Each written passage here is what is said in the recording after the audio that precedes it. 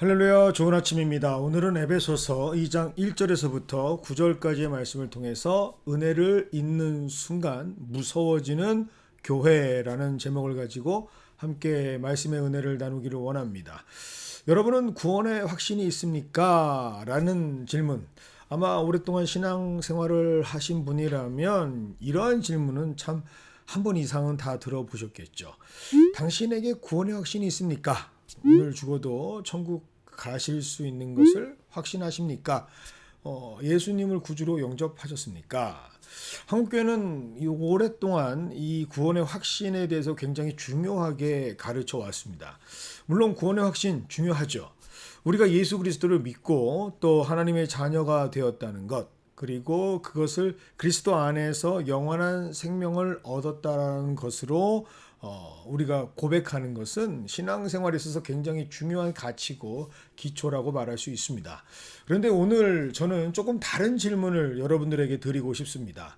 만약 여러분이 구원의 확신을 그렇게 가지고 계신다면 그 확신은 무엇을 근거로 하고 있습니까? 라는 질문으로 말이죠. 사실 이 질문이 더 중요한 것 같습니다. 그 이유는 구원의 확신은 잘못 사용되면 아주 위험한 모습으로 변질될 수 있기 때문에 그렇죠. 처음부터 그랬겠습니까? 다들 겸손으로 시작했을 겁니다. 나는 예수님 때문에 구원을 받았습니다. 라고 하는 그 은혜와 기쁨이 넘쳤겠죠? 그런데 시간이 지나면서 사람은 조금씩 바뀌기 시작합니다. 나는 구원의 확신이 있는데 저 사람을 보니 구원의 확신이 없는 것 같다라고 말이죠. 나는 구원의 확신이 있어서 예배도 드리고 기도도 하고 교회도 섬기고 직분도 받고 신앙훈련을 하는데 저 사람을 보니 정말 구원 받았을까 싶다. 저 사람에게는 나와 같은 구원의 확신이 있을까? 믿음이 있기는 한가? 저런 행동을 하는데 어떻게 구원받은 사람이라 할 수 있을까? 갑자기 자신의 구원의 확신에 대한 감사를 넘어서서 다른 사람의 구원을 판단하기 시작하게 됩니다. 사랑하는 연합의 성도 여러분, 이것이 바로 교회를 분열시키는 아주 무서운 영적 교만이죠. 구원의 확신과 구원의 판단은 완전히 다른 것입니다. 성경은 말하죠. 나는 나의 구원을 확신할 수 있다라고 말이죠. 그러나 다른 사람의 영혼에 대해서 최종적인 판결을 내릴 권한은 그 누구에게도 없습니다. 목회자에게도 없습니다. 그것은 하나님의 영역이죠. 그런데 일부 성도들은 이것을 혼동하는 것을 넘어서서 다른 이들을 지적하고 스스로를 구별하려고 합니다. 나는 영적이고 다른 인간들은 속적이다, 세상적이다 이렇게 판단하면서 말이죠. 물론 성경은 우리에게 분별이 필요하다라고 가르쳐 주십니다. 성경은 분명히 거짓 가르침을 경계하라라고 말씀하시죠. 잘못된 복음과 거짓 교사를 분별해야 하는 것이 맞습니다. 그러나 진리를 분별하는 것과 사람의 구원을 판단하는 것은 전혀 다른 별개의 문제죠. 그런데 이 둘을 섞어버립니다. 그리고 이 섞어버려진 그 기준들은 문제를 발생시키죠. 진리를 지킨다는 이름으로 사람을 판단하고 신앙을 지킨다는 이름으로 조직에서 내지는 교회의 어떠한 모임에서 사람을 밀어내고 교회의 순수성을 지킨다는 이름으로 사람들을 영적으로 등급을 매겨버리는 것, 그것은 죄입니다. 그리고 그 기준을 자신의 신앙에 두는 것을 하나님의 영역을 침범하는 것이라 성경은 말하죠. 즉 자신이 하나님이 되고자 하는 영적 교만의 모습이 드러나는 사건입니다. 혹시라도 그런 마음이 있는 분들이 있다면 분명하게 말씀으로 진단해 드립니다. 지금 당신에게는 은혜가 사라지고 있다라는 증거입니다. 은혜를 가진 사람이라면 절대로 내가 저 사람보다 낫다라는 말을 하지 못합니다. 복음의 원리는 절대로 그렇게 작동하지 않기 때문이죠. 오늘 말씀 에베소서 2장 1절은 이렇게 말씀하십니다. 그는 허물과 죄로 죽었던 너희들을 살리셨도다 라고 말이죠. 사도 바울을 통해서 주님은 우리 상태를 부족함이라고 말하지 않습니다. 죽었던이라고 분명하게 선포하시죠. 이 시제는 매우 강력하게 우리에게 선포되는데 원어로 본다면 네르쿠스, 즉 말 그대로 죽은 자들, 이미 죽은 자들을 의미합니다. 사도 바울은 우리가 하나님 앞에서 조금 부족했다, 연약했다라고 말하지 않습니다. 조금 길을 잃었거나 조금만 도와주셨다면 스스로 하나님께 갈 수 있었던 존재였다라고 말하지 않습니다. 완전히 죽었던 존재라고 말합니다. 이것은 무엇을 의미하는가? 그 구원의 주체가 바로 우리 주님이시라는 사실을 분명하게 선포하시는 것이죠. 아픈 사람은 치료를 받을 수 있겠죠. 길을 잃은 사람은 길을 다시 찾을 수도 있습니다. 넘어진 사람은 다시 일어날 수도 있겠죠. 그러나 성경은 분명하게 말씀하십니다. 너희는 죽었던 사람이다 라고 말이죠. 죽은 사람에게 무슨 교육이 필요합니까? 죽은 사람에게 무슨 훈련과 신앙과 이런 예배나 이런 게 왜 필요하겠습니까? 죽은 사람에게는 단 하나, 오직 생명밖에 요구되는 것이 없습니다. 그래서 누군가는 살려주셔야만 했죠. 그래서 복음의 주어는 언제나 인간이 아니라 우리 하나님이시라는 사실을 반드시 기억하기를 원합니다. 우리가 살아났다가 아니에요. 그가, 하나님이 우리를 살리셨도다라고 하는 고백, 그것이 바로 구원의 출발입니다. 그래서 오늘 말씀은 분명하게 우리가 누구였는지를 고발하고 있죠. 그것이 2절과 3절입니다. 그때 너희는 그 가운데에서 행하여 이 세상 풍조를 따르고 공중의 권세 잡은 자를 따랐던 죽어있던 자들이다. 전에는 우리도 다 그 가운데 우리 육체 욕심을 따라서 지내며 육체와 마음에 원하는 것을 하여 다른 사람과 같이 본질상 진노의 자녀였다라고 굉장히 중요하게 표현합니다. 여기서도 뭐라 그러죠? 우리는 다 이방인들이었다. 우리는 다 진노의 자녀들이었다라고 말합니다. 유대인이든 이방인이든 율법은 가진 사람이든 할례를 받은 사람이든 종교적인 사람이든 비종교적인 사람이든 모두 다 같은 자리에 시작한, 모두가 다 은혜 없이는 살 수 없는 사람들이었다라고 말합니다. 바로 이들을 죽음의 사람들이라고 성경은 말하죠. 죄라고 하는 하나님의 진노 아래에서 시작한 사람들입니다. 그래서 복음 앞에서는 그 누구도 나는 저 사람보다 낫다라는 말을 할 수가 없죠. 모두가 죽었고 죽음에는 등급이 없습니다. 그런데 4절에 놀라운 반전이 일어난 것이죠. 그러나 긍휼이 풍성하신 하나님이. 자, 영어 성경으로 본다면 더 강력한 메시지로 우리에게 들려옵니다. But God. 그러나 하나님이. 이게 바로 복음이죠. 우리는 죽었습니다. 그러나 하나님이. 우리는 죄 가운데 있었습니다. 그러나 하나님이. 우리는 철저히 하나님을 떠났던 진노의 자녀들이었습니다. 그러나 하나님이. 하나님께서 우리를 사랑하셔서 우리를 살리신 것이죠.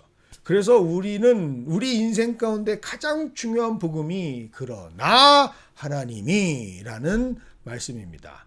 내가 하나님을 찾았기 때문에? 아니요, 그렇지 않습니다. 내가 하나님을 붙잡았기 때문에? 아니요, 그렇지 않습니다. 하나님께서 나를 붙잡으셔서. 내가 하나님을 선택해서? 아니요, 하나님이 나를 선택해 주셔서 우리가 구원을 얻을 수 있는 것이죠. 그래서 사도 바울은 분명하게 말합니다. 긍휼이 풍성하신 하나님이 우리를 사랑하신 그 큰 사랑으로 인하여. 구원의 원인이 어디에 있다고요? 바로 나에게 있는 것이 아니라 우리 하나님께 있는 것이죠. 그래서 5절에는 더 정확하게 말씀하십니다. 함께 살리셨다라고 말이죠.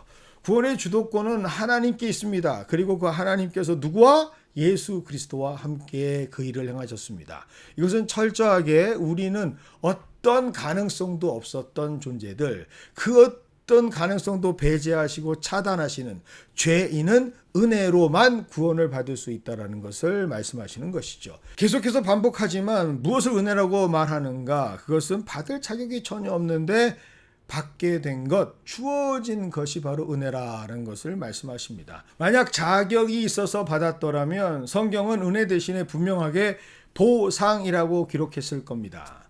일하고 받은 것이었다면 분명히 성경에는 임금이라고 말했겠죠.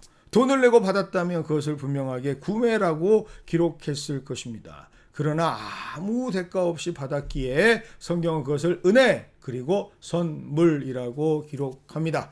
이것이 바로 오늘 말씀 8절입니다. 너희는 그 은혜에 의하여 믿음으로 말미암아 구원을 받았으니 이것은 너에게 난 것이 아니요 하나님의 선물이라. 그리고 9절에서 그 이후에 쐐기를 박아버립니다. 이는 행위에서 난 것이 아니니 누구든지 자랑하지 못하게 하려 한다라고 말이죠. 하나님께서는 구원에 관해서 그 어떤 인간의 자랑이 들어올 수 없도록 완전한 진공의 상태를 만드시는 분이고 그 어떤 논의의 자리도 박탈하시는 분이 바로 우리 하나님이십니다. 행위에서 난 거 아닙니다. 자랑하지 못하도록 은혜의 선물로 주신 것 period 마침표 그냥 찍어버리십니다. 이게 바로 복음이죠. 이 말씀은 다름 아닌 에베소 교회를 향한 메시지였습니다. 왜 하필 에베소 교회였을까? 에베소 교회는 당시 엄청난 영향력을 자랑하던 교회였죠. 그리고 로마 3대 도시로서 웅장한 규모에 맞게 다양한 사람들로 구성되었던 당시 아시아에서 최고의 교회이자 최대의 큰 교회였습니다. 유대인과 이방인, 할례 받은 사람과 받지 않은 사람, 율법을 알고 자란 사람과 그렇지 않은 사람, 종교적 전통을 가진 사람과 그렇지 않은 사람, 그들 모두 다 한 교회를 구성하는 에베소 교회. 그런데 갑자기 그들 안에 우열이라는 게 생겨지기 시작합니다. 누가 더 하나님의 백성인가? 누가 더 자격이 있는가? 누가 더 하나님께 가까운가? 이것이 바로 사탄의 계략이자 공격이죠. 그리고 사람들은 점점 그 사탄의 오염에 빠져들어서 교회는 분열하기 시작합니다. 그러니 에베소 교회, 특별히 리더십들은 자신들의 우월성을 확보하기 위해서 교회의 권력을 유지하기 위해서 정책적으로 한 가지 의도를 만들기 시작하는데 그것이 바로 자신들의 바벨탑을 쌓아 내려갔던 의도, 즉 진리를 수호하자라는 명분으로 계속해서 교회를 경영해 나갔던 겁니다. 그렇게 수십 년이 흐른 후에 에베소 교회는 어떻게 되었을까? 성경에는 분명히 그들이 목양되어지는 교회였는데 그들이 경영을 하다 보니까 그들은 점점 하나님과는 멀어진 교회의 모습을 갖게 됩니다. 분명히 성경에는 그들이 잘한 것도 기록되어 있죠. 수고했다. 당신들이 인내로 감당했고 악한 자들을 용납하지 않았고 자칭 사도라는 자들을 시험했고 거짓된 것을 밝혀내는 노력이 있었다. 참으로 놀라운 교회였다. 잘했다. 라고 분명한 신학적인 분별력, 진리를 지키는 힘이 있었다라고 칭찬을 해 주십니다. 그러나 그들은 마지막에는 예수 그리스도에게 단호한 책망을 받죠. 너희는 사랑을 잃어버렸다라고 말이죠. 얼마나 두려운 말씀입니까? 진리를 지킨다고 하면서 가장 교회에 중요한 사랑을 잃어버렸으니까요. 교리를 지킨다고 하면서 사람을 잃어버리고 옳은 일을 한다고 하면서 긍휼을 잃어버리고 그리고 분별력이 뛰어나다라는 그 말 한마디를 얻으려고 은혜를 완전히 소멸시켜버린 교회가 바로 그 에베소 교회였습니다. 그래서 오늘 제목을 제가 이렇게 말씀을 드렸던 것이죠. 은혜를 잃은 교회는 세상보다 더 무서울 수 있는 교회다라고 말이죠. 교회가 교회됨의 목적을 잃어버리면 때로는 세상보다 더 무서운 곳이 바로 교회입니다. 세상은 세상의 기준으로 사람을 나누지만 교회는 잘못하면 하나님의 이름으로 사람을 나누어 버립니다. 세상은 돈으로 평가한다고 하지만 교회는 잘못하면 믿음으로 사람을 평가하죠. 세상은 능력으로 사람을 구분하지만 교회는 잘못하면 직분으로 사람을 구분해 버립니다. 세상은 학력과 지위로 계급을 만든다 하지만 교회는 잘못하면 신앙의 연수와 성경의 지식과 봉사의 양으로 영적인 계급으로 나누어 버립니다. 그리고 가장 무서운 것은 이 모든 일을 하면서 자신들을 하나님께서 원하시는 일을 하는 사람이라 착각하게 만들죠. 그래서 폭력의 주동자들이 되게 만듭니다. 그러므로 교회는 날마다 에베소서 2장으로 돌아와야 합니다. 나는 누구였는가? 허물과 죄로 죽었던 사람 아니었는가? 나는 누가 살리셨는가? 하나님께서 살리시지 않았는가? 왜 나를 살리셨는가? 그분의 큰 사랑이 있었기에 내가 이렇게 구원을 받은 것은 아닌가? 그래서 이 모든 것은 다 은혜입니다. 그런 내가 무엇을 자랑할 수 있겠습니까? 라고 우리는 오늘 에베소서 2장을 다시 붙들어야 합니다. 그래서 오늘 새벽 우리가 이 한 가지 사실을 기억하기를 원합니다. 나는 은혜로 구원을 받았습니다. 어제도 은혜였고 오늘도 은혜였고 내게 이 은혜가 사라진다면 내일은 보장할 수 없는 날이다라는 사실을 말이죠. 내가 믿음이 좋아서 여기까지 온 게 아닙니다. 하나님이 붙들어 주셨기 때문에 여기까지 올 수 있었죠. 내가 넘어지지 않아서 여기까지 온 것이 아닙니다. 넘어질 때마다 하나님께서 일으켜 세워주셨기에 여기까지 있을 수 있었던 것이죠. 내가 남들보다 나아서 구원받은 것이 아니라 긍휼이 풍성하신 하나님께서 나를 사랑하셨기에 내가 이렇게 일어설 수 있는 겁니다. 그러므로 우리 구원의 확신이 누군가를 향한 칼이 되지 않기를 바랍니다. 우리의 구원의 확신이 누군가를 판단하는 잣대가 되지 않기를 원합니다. 오히려 구원의 확신이 강해질수록, 그래서 이렇게 고백하시는 저와 여러분이 되기를 원합니다. 하나님 감사합니다. 주님, 나에게 베풀어 주신 이 은혜를 잊지 않게 하여 주시옵소서라고 말이죠. 여러분 기억하십시오. 교회는 구원받을 자격 있는 사람들이 모인 것이 아니에요. 구원받을 자격이 없었던 사람들이 은혜로 구원을 받아서 하나님을 찬양하고 경배하는 곳이죠. 그러므로 우리는 서로를 바라보며 자랑할 것이 없어야 합니다. 비교할 것이 없어야 합니다. 판단할 것이 없어야 합니다. 다만 감사할 뿐이죠. 그래서 이런 감사와 은혜가 있는 사람은 겸손할 수 있는 사람입니다. 그리고 사랑이 많은 사람일 뿐이죠. 그래서 우리에게 주시는 이 하루도 이 고백으로 살아가는 우리 모두가 되기를 원합니다. 은혜 아니면 나는 아무것도 아닙니다 라고 말이죠.